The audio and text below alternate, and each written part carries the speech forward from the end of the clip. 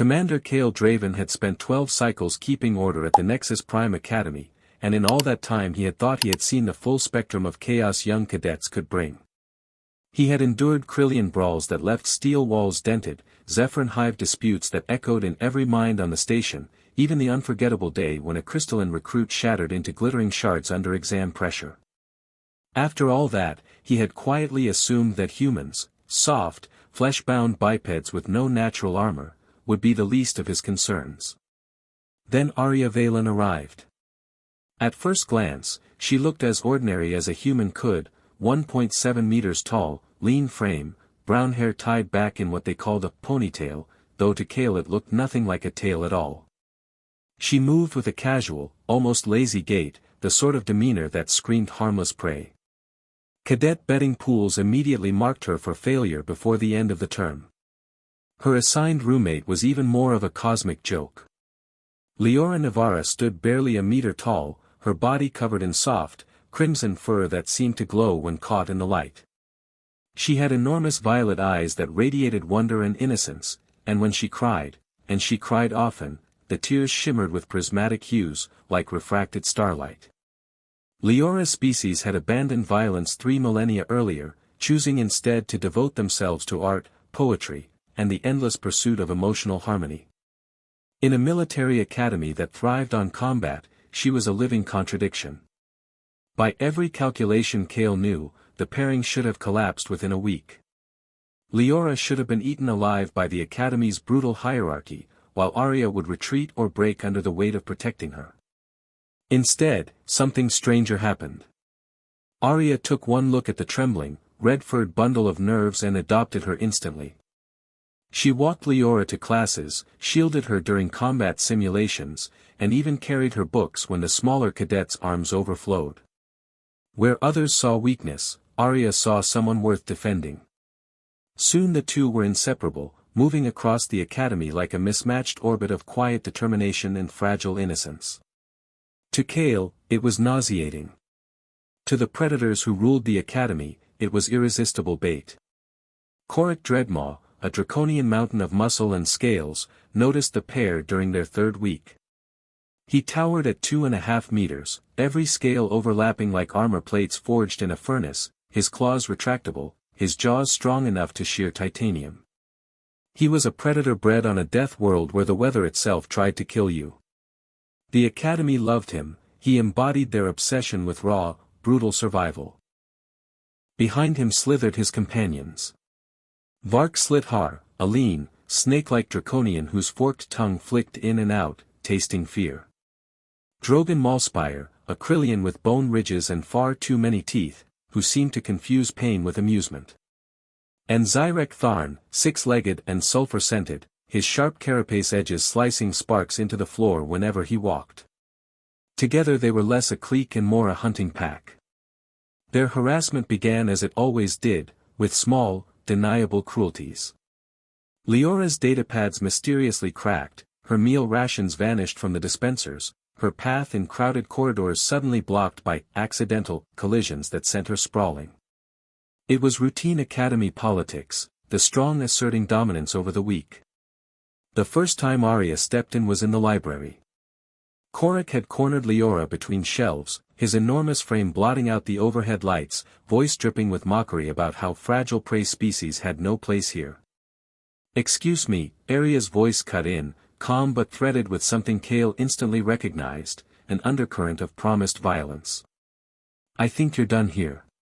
Korik had laughed, the sound like grinding stone. "And what exactly are you going to do about it, little human?" Arya smiled, but the expression never reached her eyes. "Nothing today." That word, today, should have been a warning. But Draconians were not known for their subtlety. The incidents grew worse. Leora began showing up to classes with bruises she insisted were training mishaps. Her assignments mysteriously corrupted. Her simulation gear failed at critical moments. Through it all, Arya watched and waited, cataloging. She warned Korik one last time, her words clipped and final, "Stop." He had grinned, serrated teeth gleaming. "Make me." Kale remembered that moment vividly. It was the hinge on which everything turned. Weeks later, the accident came. During a combat exercise designed for reflex training, Leora was paired, suspiciously, with Korak. The weapons were meant to be non-lethal, the course carefully monitored. Yet when the Draconian's shot struck her, it wasn't set to stun. The blast hurled her across the room into a wall with a sickening crunch. She crumpled like a doll, crimson fur soaked in synthetic blood. Korak's voice crackled over the comms, "Oops. Weapon malfunction." The administration nodded gravely, filed it as equipment failure, and quietly marked Leora as unsuitable for combat. Case closed. Arya entered the medical bay half an hour later. She walked past Kale, past the nurses, and sat at Leora's bedside. The small alien lay unconscious, tubes and monitors tethered to her frail body, her crimson fur darkened by medical gel. Kale had expected tears, a breakdown, the messy outpouring of human emotion. Instead, Arya took her friend's hand, her voice steady as steel. "Hey, partner. I know you can hear me. The doctors say you'll be okay. Full recovery. No permanent damage." She paused, and when she spoke again, her words sent shivers across Kale's scales. "But someone is going to pay for this. I promise you that." She sat there for 6 hours, unmoving, patient as a sniper in a blind. And when she finally rose, she didn't storm or shout. She went directly to the administrative office and filed a formal challenge. The arena of honor. Single combat. Winner takes all. Not just against Korak, but against his entire gang. The clerk processing her request had laughed. "Miss Valen, are you sure? The arena wasn't designed for your species' physiology." Arya's gaze had gone flat, her voice dropping the room's temperature. "I've never been more certain of anything in my life." Kale had followed her out of the office, his instincts burning like alarms. He had seen predators before. He had seen cadets who thought they were dangerous. But in Arya's calm stride, in her unfaltering eyes, he realized they had all underestimated her. And for the first time in many cycles, Commander Kale Draven felt afraid. The arena of honor had always been more spectacle than justice. On paper, it was meant to settle personal disputes without dragging the academy into endless disciplinary hearings. In practice, it was legalized bloodsport, an ancient tradition clung to by species who still believed that combat was the truest form of truth. Its rules were stripped bare of mercy. One-on-one matches, sequential duels until one side was utterly spent. No medical timeouts. No surrender unless the victor allowed it. The pit itself was a 50-meter circle of packed alloy sand, littered with rocks, jagged metal, and broken structures meant to simulate battlefield debris. Energy barriers shimmered at the edges to contain combatants and stray plasma discharges. Victory was defined loosely, an opponent who could no longer fight, or breathe. When Arya Valen's paperwork hit the roster, the Academy administration nearly burst with delight. Betting pools opened instantly. Instructors scheduled watch parties. Vendors began stockpiling snacks and souvenir banners. The odds against her were astronomical, 20-1 she wouldn't survive the first fight, 50-1 she wouldn't last the day. Admiral Soren Talvek, always eager to voice his disdain for human cadets, was overheard telling colleagues, "This will be a fine lesson in evolutionary futility.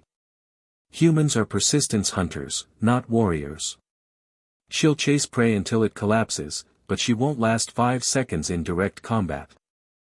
Korak Dreadmaw's gang reveled in the upcoming slaughter.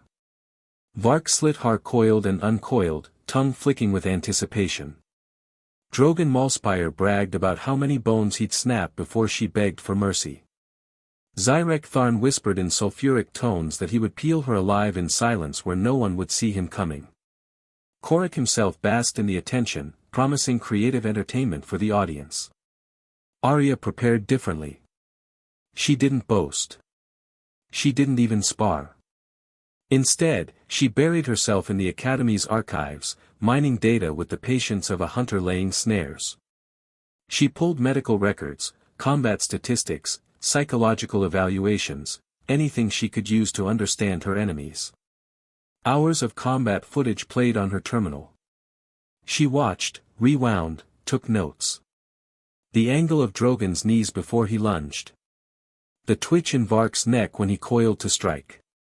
The slight hesitation Zyrek showed when deciding which limb to commit in close quarters. Kale Draven monitored her from the security feeds, unsettled. This was not frantic cramming. This was methodical targeting, the way a missile guidance system locks onto vulnerabilities. When she wasn't studying, she haunted the medical library. Human hands flipped through anatomical diagrams of draconian nerve clusters, Krillian joint weaknesses, the fragile sensory organs Zyrek's kind hid beneath carapace layers. She memorized them as if preparing for surgery, not combat. Her training regimen was equally unnerving. While other cadets sharpened claws or calibrated plasma blades, Arya picked up sticks, pipes, rocks, even broken shards of furniture. She practiced grips, strikes, leverage, transforming debris into extensions of her body. To her, everything could be a weapon if applied with precision. And then there was the psychological warfare. She began appearing wherever Korak's gang gathered. Not close enough to provoke, but never out of sight. She would sit 3 tables away in the cafeteria, chewing slowly while staring directly at Vark until his forked tongue trembled. She would linger at the edge of Drogon's training sessions, taking notes as if grading his performance. She even slipped into Zyrek's tactical theory lectures, always choosing a seat where her dark human eyes locked with his hidden ones, unblinking. The effect was corrosive. Vark developed a nervous twitch. Drogon fumbled his drills, dropping weights he could normally lift with ease. Zyrek began glancing over his shoulder as though even invisibility wouldn't protect him. Even Korak, who had laughed off her first warning, started altering his daily routine, eating at odd hours, changing his routes to class. The apex predators were beginning to look like prey. Kale found himself awake at night replaying her gaze in his mind. It wasn't bloodlust. It wasn't anger.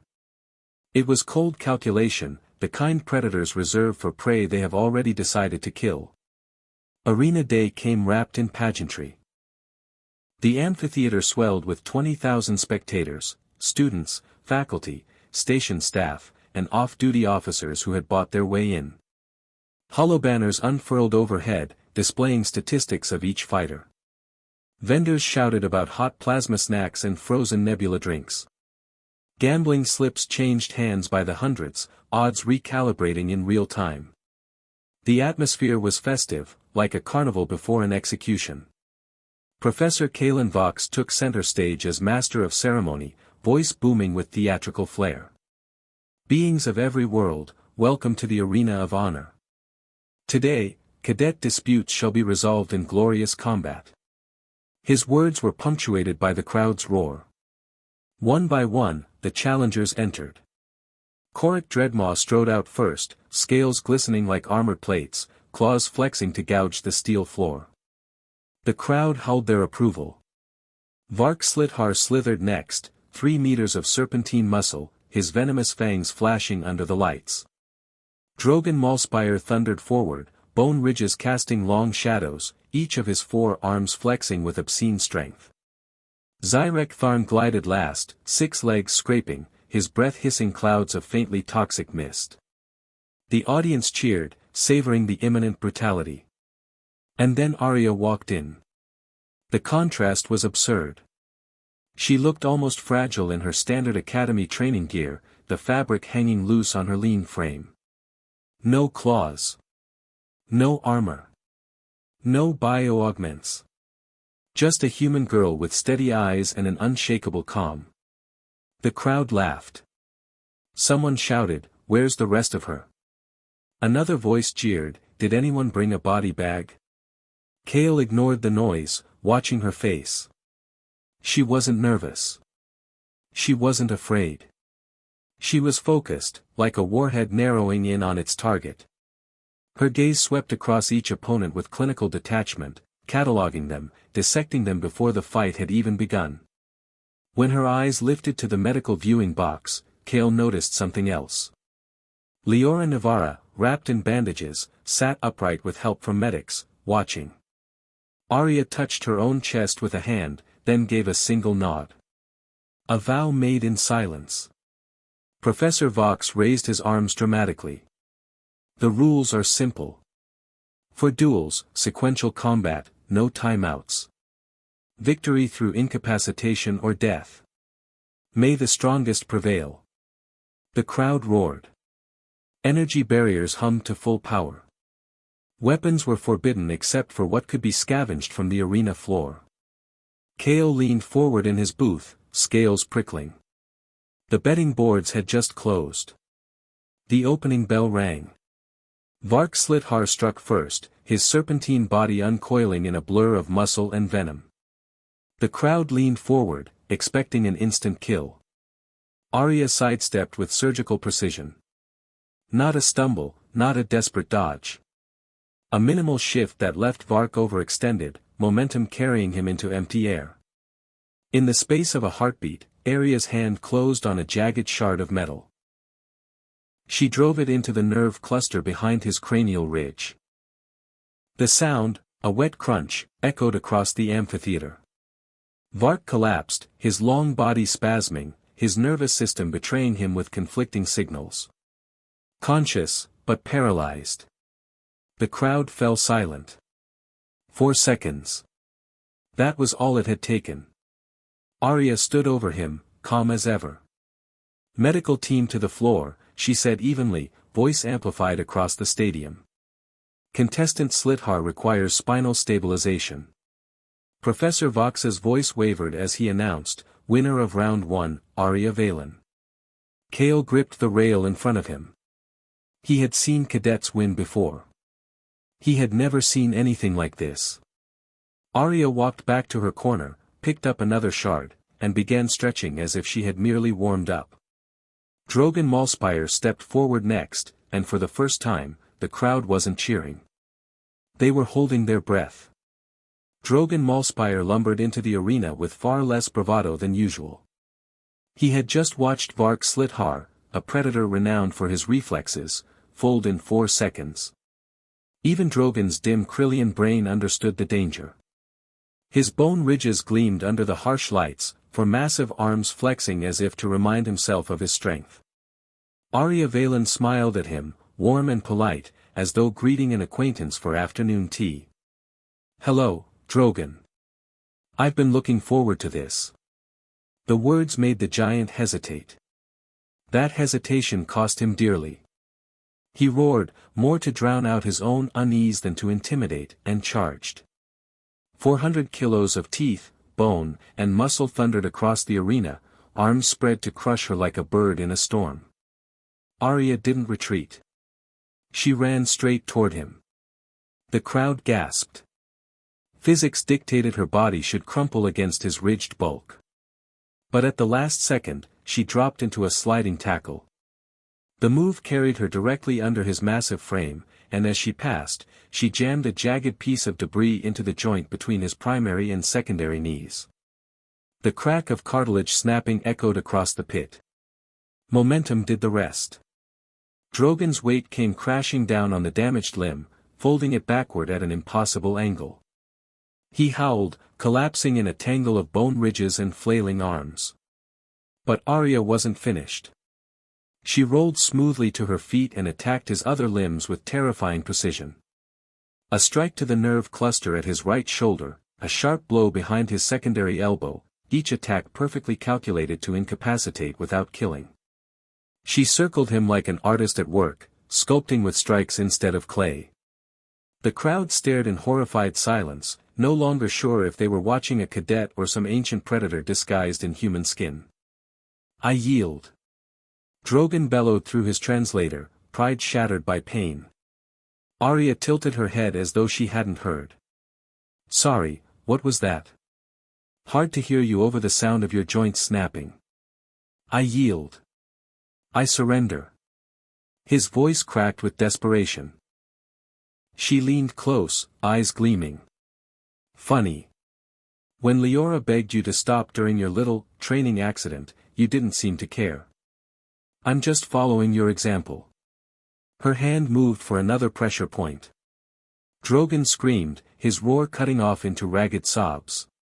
The amphitheater fell utterly silent. No one cheered. No one placed bets. They simply watched a 70-kilo human dismantle a creature nearly 6 times her size with cold precision. At last, Arya stepped back. "Medical team," she called, voice steady as a surgeon's. "Contestant Malspire has multiple joint dislocations.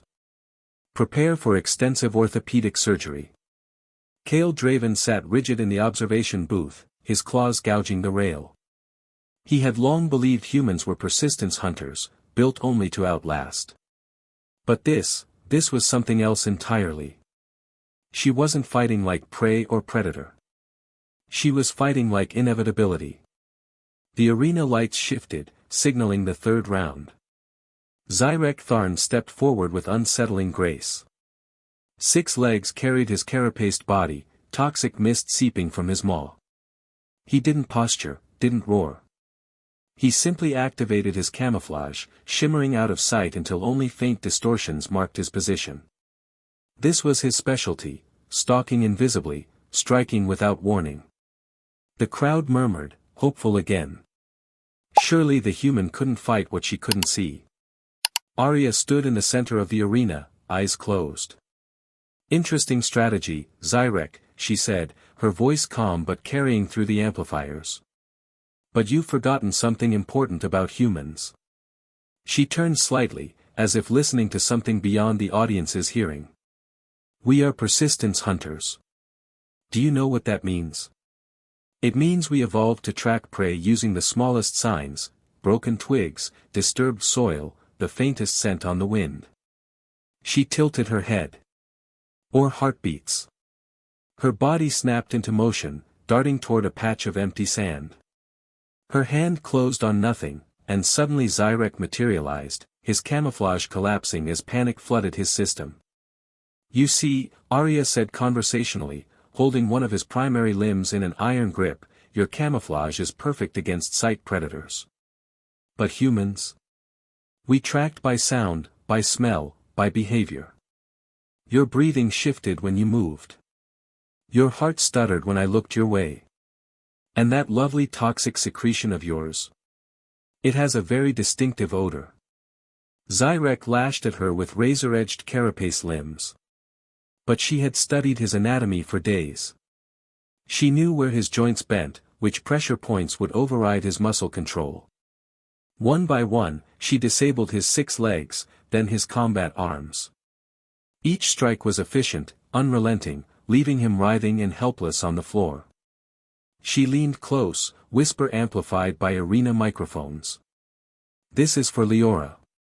Remember it when you learn how to walk again." The crowd was silent.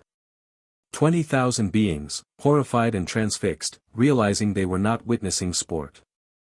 They were watching a human demonstrate exactly why her species had risen to the top of a lethal world and stayed there.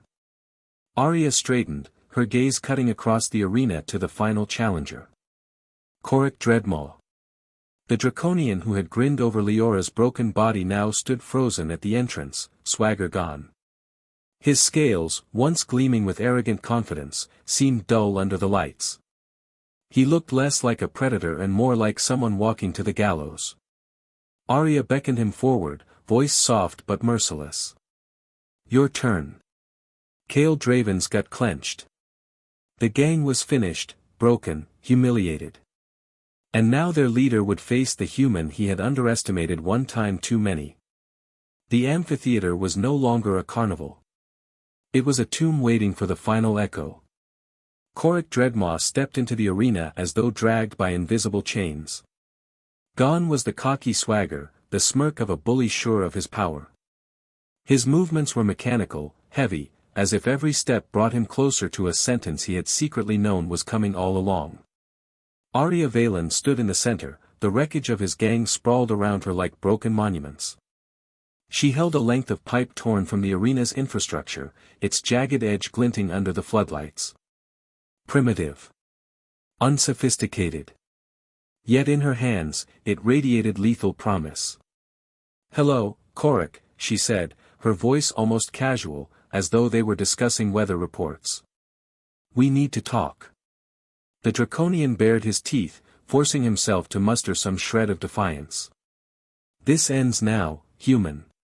You got lucky with my gang, but I am not so easily defeated." Arya tilted her head, studying him with quiet fascination. "You know what the funny thing is? You're absolutely right. You're not weak. You're magnificent, evolution's hammer. Natural armor, redundant organs, strength enough to tear me apart with your bare hands." She rotated the pipe slowly. "But you made one mistake." Korik snarled. "And what mistake was that?" Her eyes darkened, voice dropping to a whisper that still carried through every amplifier. "You hurt my friend." The word struck harder than any blow. The arena fell silent, 20,000 beings holding their breath. For the first time that day, emotion flickered across Arya's face, not rage, not hatred, but implacable resolve, sharper than steel. She began to circle, predator calm, voice steady. "Leora is the gentlest being I've ever met. She wouldn't hurt a microorganism. She finds beauty in shadows, joy in the simplest moments. She treats every creature with compassion." Arya's tone hardened, cutting through the air like a blade. "And you broke her ribs because it amused you." Korik roared and lunged, claws outstretched. But desperation made him sloppy.